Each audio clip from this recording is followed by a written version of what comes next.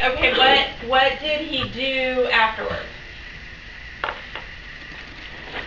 He sat there by me waiting for me to offer him another incentive to do it again. Okay, excellent. So you waited for you to I do it at least twice in a And it's row. on cue? So it's on, like, you give him a cue and then he does it? Yeah. Or he just randomly does it? No. So it's on cue? Yeah. Okay, so it's reinforcement if it increases the likelihood of that behavior happening again. Okay? So it's reinforcing the behavior if that cat gets that whatever reinforcement, the praise and the treat, and then he does the behavior more frequently. Okay? It's punishment if the cat gets that reinforcement, because punishment is still reinforcement, gets that reinforcement, and then the behavior decreases. That's punishment. Okay? In actuality, punishment and reinforcement have nothing to do with emotions, or they like it, or it feels good, or it feels bad. Okay? It's behavior terminology. Positive reinforcement, something's added. Negative reinforcement, something's taken away. Positive punishment, something's added. Negative punishment, something's taken away. The difference is, does the behavior increase or does the behavior decrease? Okay?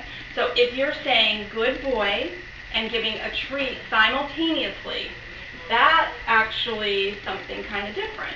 Because what you're doing is you're increasing the value of your good boy.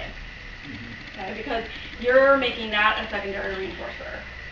You're pairing up the good boy with a primary reinforcer, food. Okay?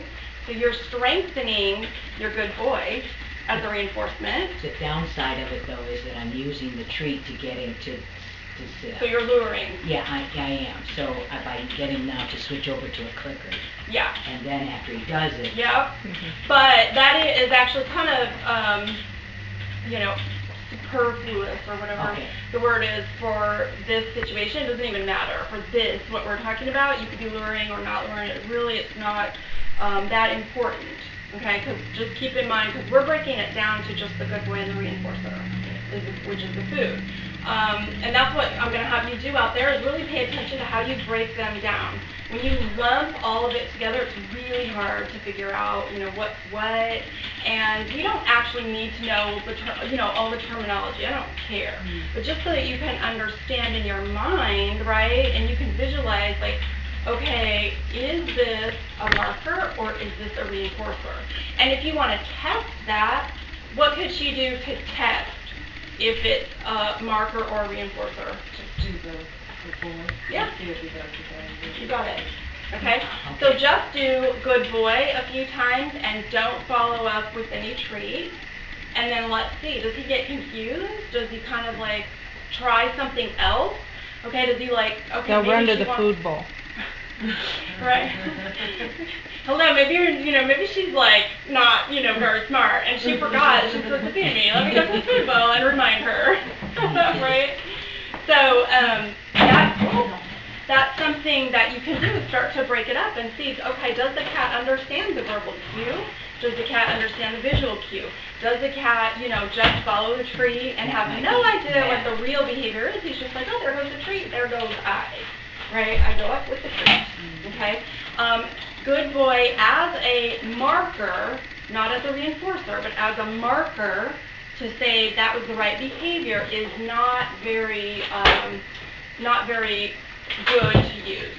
Okay? Not very concise. Right? That's the big problem with good boy. Or, that's great, or, any of that. Because it takes you quite a while to get that out. Good boy. By that time, the cat could be doing something completely different than what you want it to mark. Remember our voice, it blends in a lot with other sounds, so it's hard for the cat to really distinguish. And you're doing the behavior luring, so he's fine, right? If you're luring the behavior, he's probably not even really paying attention to the good boy. He's just like, oh, there's the treat. So I'm going to switch over to the clicker and then I'm going to say yes. Yeah, I wouldn't at first. Okay, so I would not say, it is. It's all, it's a lot, and, like Bobby was saying a little bit earlier, is go home and practice it. Or, get together yourselves and practice it on each other. Train each other to do something. right? Something, start out very simple, because you do have to retrain yourself. And it's very challenging at times, because remember, you've been doing this, this way, and you're expecting now to change it, to be more concise for the cast. And again, remember, if you're doing if you're doing something that's really pretty obvious and easy, okay, like we're in dog class, we teach the dog to sit first. Like that's one of the first things to teach, sit and eye contact, right? Do we need to use a clicker to teach sit?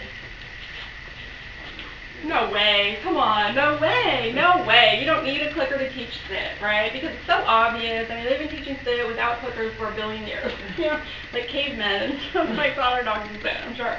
Okay. Why do we have students use it with sit? So they can practice. Yeah. So that the student, the human, is practicing. Practicing the timing of watching for the butt going down, practicing click, practicing the reinforcement. Because all of those mechanical skills take time to learn.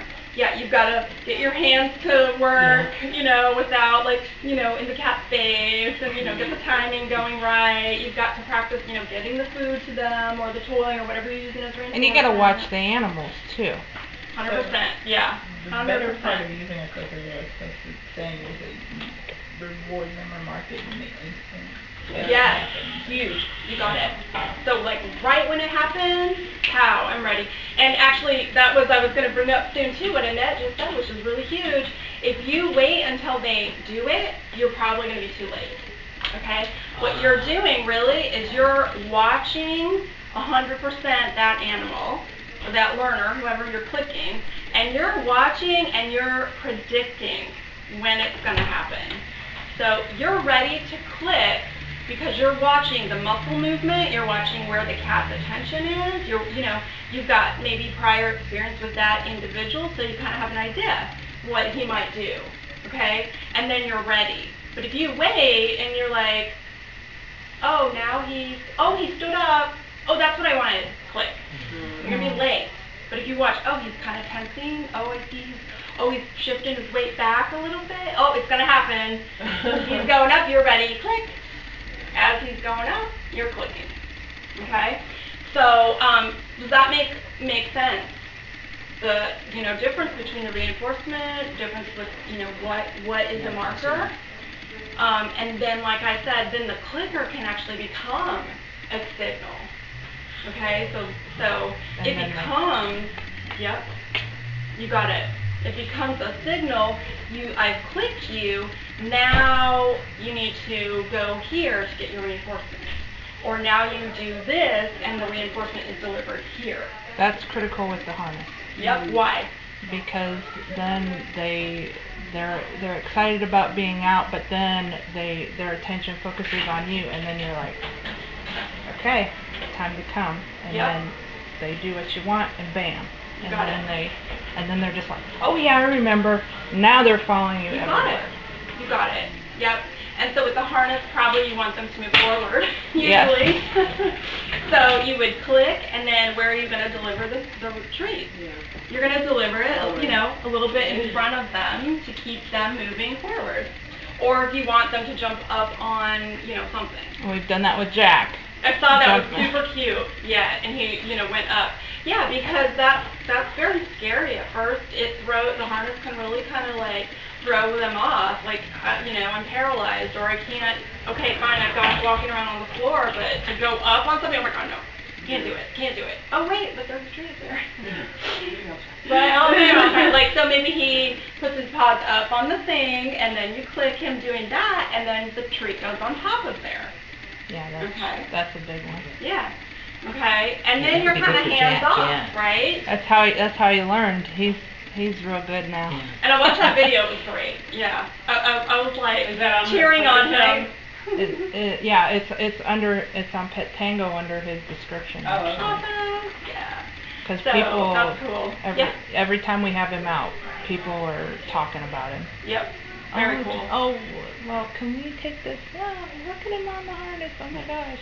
Mm-hmm. What do you think? Do you think so-and-so? All this stuff happens. Get him noticed. Yep. Get him noticed. Did you have another question? No, I'm absorbing, and of just thinking in my mind about the sequence, especially when we talk about the harness, because I tried just once so far with Arnold, putting the harness on him. I got it over his head. Good.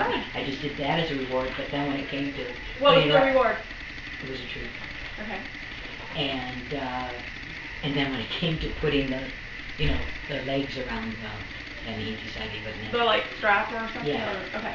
you know, it's got to Yeah. go around his legs and Yeah, flip it on and the then- top, so. yeah. And was that in the first, like all in one session? No. Okay. I did it, you know, I was Good. doing it in a couple of sessions, but anyway, Okay. I just thought if I could get it over his head, that was a good start. No, it is a good start, yeah. That's a good start. You did Yes, awesome. and that, yep, one That's where one you- step yeah, at a time. Go one step at a time.